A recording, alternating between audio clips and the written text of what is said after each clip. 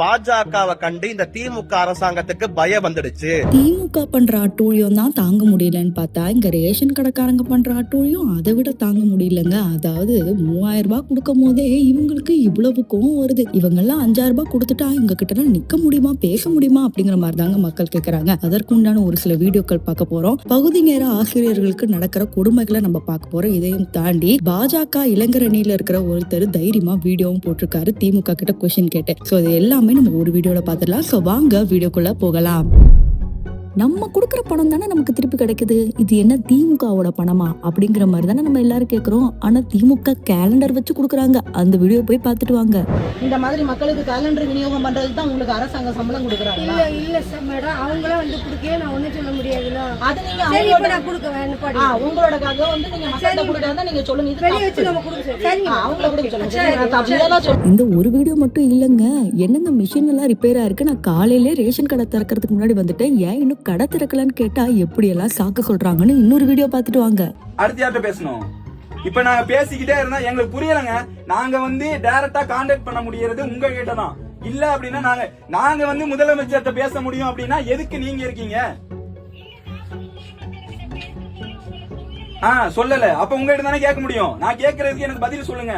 உங்களுக்கான வேலையை எங்களை 70 பேர்த்த வெளியே நிப்பாட்டி தான் நீங்க செய்வீங்களான்றதுதான் என்னோட கேள்வி. புரியுதா உங்களுக்கு?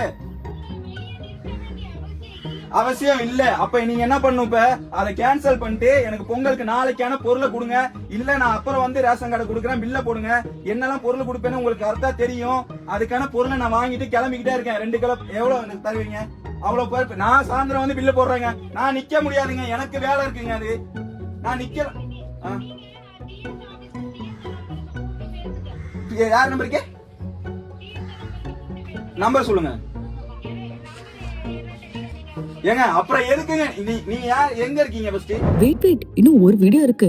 இப்படி ரேஷன் கடை திறக்காம இருக்கீங்களே, நான் எப்ப சாப்பாடு செய்யறது, எனக்கு பசிக்குது, நான் வாங்கணுமே அப்படின்னு கேட்டதுக்கு ஒரு நாள் சாப்பிடலன்னா செத்து போயிட மாட்டேன் அப்படின்னு சொல்றாங்க. எனக்கு இப்ப பொருள் கொடுத்தாதான் நான் மதியானம் சாப்பிட முடியும். பட்னி கடந்து செத்துட்டேனா நீங்க பொறுப்பா?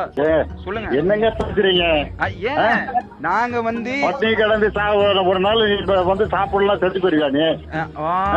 இது இப்படி புரியல. உங்களோட உரிமையை நம்ம கேட்டோம் அப்படின்னா நீ செத்து போயிருவீங்க. நீங்க எல்லாம் நினைச்சிட்டு இருக்கீங்க திமுகல இருக்கிறவங்க தான் அட்டூழியம் பண்றாங்கன்னு. ஆனா ரேஷன் கடைக்காரங்க திமுக விட அட்டூழியம் பண்ணிட்டு இருக்காங்க. என்னமோ இவனுங்க பீரோல இருந்து காசு தர மாதிரி. இதெல்லாம் ஒரு பக்கம் இருக்கும் போது பகுதி நேர ஆசிரியர்களிடம் எவ்வளவு கடுமையா இந்த காவல்துறை நடந்துக்கிறாங்கன்னு பாத்துட்டு வாங்க. இதுல சம்பந்தமே இல்லாம போற வர பொதுமக்களை சேர்த்து தாக்கியிருக்காங்க. என்னமோ அவங்களும் போராட்டத்துல இருக்கிற மாதிரி. இதெல்லாம் என்னைக்கு நிக்க போகுதுன்னு தெரியல.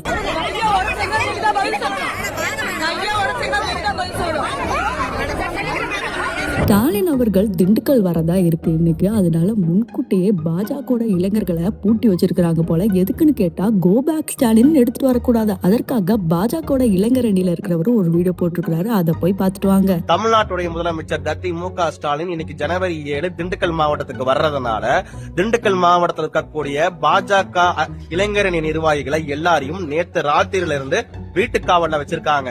எதுக்காக பாஜக இளைஞரணி நிர்வாகிய வீட்டுக்காவல்ல வச்சிருக்காங்கன்னா, பாஜகவின் இளைஞரின் நிர்வாகிகள் யாருமே கோ பேக் ஸ்டாலின் கோஷம் போட்டக்கூடாது, பலாகைகளை வச்சிடக்கூடாதுன்றதுக்காக தமிழக அரசாங்கத்துடைய ஏவல் துறை இது போன்ற முன்னெச்சரிக்கை நடவடிக்கை எடுத்திருக்காங்க. இதுல முன்னெச்சரிக்கை நடவடிக்கை எடுக்கக்கூடிய நீங்க கனிம வள கொள்ளையடிக்கக்கூடியவங்களை ஏன் கைது பண்ணாம வேடிக்கை பார்த்துக்கிட்டு இருக்கீங்க? கனிம வள கொள்ளையை விட கோ பேக் ஸ்டாலின் தான் உங்களுக்கு முக்கியமா போச்சா? அது மட்டும் கிடையாது. மு.க. ஸ்டாலின் திண்டுக்கல் மாவட்டத்துக்கு வர்றதுனால பெரியசாமியும் சக்கரபாணி என்ன பண்ணிருக்காங்க, கவர்மெண்ட் பஸ் எல்லாத்தையும் இன்னைக்கு காலையில வரக்கூடிய கவர்மெண்ட் பஸ் எல்லாத்தையும் தடுத்து நிப்பாட்டி அதுல பொதுமக்கள், அதாவது திமுக இருக்கக்கூடிய உடன்பிறப்புகளுக்கு 200 ரூபாயை கொடுத்து அந்த பஸ்ல செம்பிளியாட்டம் அடிக்கிற மாதிரி அடிச்சு கொண்டு போய் வரவேற்புக்கு கொண்டு போயிருக்காங்க. அந்த பஸ்ல வேலைக்கு போகணும், கல்லூரிக்கு போகணும், பள்ளிக்கு போகணும், ஒரு இடத்துல இருந்து இன்னொரு இடத்துக்கு போகணும்ன்றதுக்காக பொதுமக்கள் எல்லாரும் வெயிட் பண்ணிட்டு இருந்திருக்காங்க. அவங்களுக்கு அந்த அரசு பேருந்து வர கிடையாது. இது தமிழ்நாடு அரசு போக்குவரத்து கழகமா, ஸ்டாலின் அரசு போக்குவரத்து கழகமா? அதனாலதான் நாங்க ரொம்ப நாளாவே தமிழ்நாடு அரசு போக்குவரத்து கழகம்னு எழுதுங்கடா. இப்ப வெறும் மொட்டையா அரசு போக்குவரத்து கழகம் எழுதினீங்கன்னா அடுத்து ஸ்டாலின் அரசு போக்குவரத்து கழகம், சக்கரவாணி அரசு போக்குவரத்து கழகம், ஐபி அரசு போக்குவரத்து கழகம், ஐபியோட அரசு போக்குவரத்து கழகம் பேரை வச்சுக்கிட்டு இவனுங்க சொந்த வேலைக்கு அரசு போக்குவரத்து கழகத்தை பயன்படுத்திக்கிட்டு இருப்பாங்க.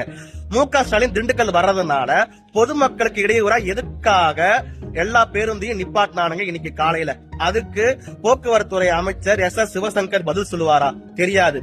பாஜகவின் திண்டுக்கல் கிழக்கு மாவட்ட இளைஞரணி தலைவர் அன்பு ஹரிகரன் உட்பட பல பேரை நேற்று ராத்திரியில இருந்து வீட்டு காவல்ல வச்சிருக்காங்க. இதெல்லாம் பார்க்கும்போது மக்களுக்கு இவ்வளவு அநியாயங்கள் இழைக்கப்படுது அப்படின்னு தோணுது இல்ல? அதெல்லாம் நம்ம திமுக ஆட்சியில மட்டும் தான் நடக்கும். சோ இந்த வீடியோ உங்களுக்கு பிடிச்சிருந்ததுன்னா மறக்காம லைக் அண்ட் ஷேர் பண்ணுங்க. அது மட்டும் இல்லாம காங்கிரஸும் திமுகவோட கூட்டணி உடையிற மாதிரி இருக்கு. அப்படியே ஜனநாயகன் பக்கம் எல்லாரும் தலை சாயறாங்க. அதாவது தாவேகா பக்கம் போற மாதிரி இருக்கு. ஒருவேளை தாவேகாவும் காங்கிரஸும் வந்துட்டா நீங்க ஓட்டு போடுவீங்களா? இல்ல அதிமுகவும் பாஜக வந்தா ஓட்டு போடுவீங்களா? அப்படிங்கறது கமெண்ட் செக்ஷன்ல சொல்லிட்டு போங்க.